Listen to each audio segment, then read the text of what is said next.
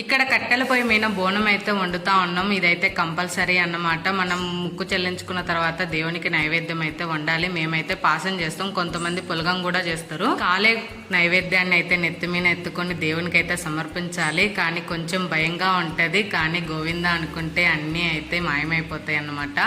దేవునికి ఫైనల్ గా సమర్పించిన తర్వాత పట్టు వస్త్రాలు, పూలమాల, ఇంకా టెంకాయ అన్ని అయితే కొట్టుకోవాలి. ఇలా మేము బోనం సమర్పించడానికి మధ్యాహ్నం 1-1:30 అయితే అయిపోయింది.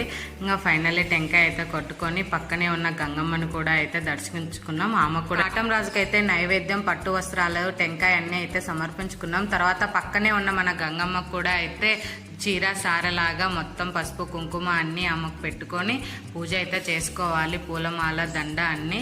ఇంకా ఇక్కడ కూడా టెంకాయ కొట్టుకుంటే మన పూజ అయితే అయిపోతుంది. ఇంకా తర్వాత జంత అయిపోయేటరకు 2 అయితే అయిపోయింది. ఇంక ఇప్పుడు వండుకొని తినాలి.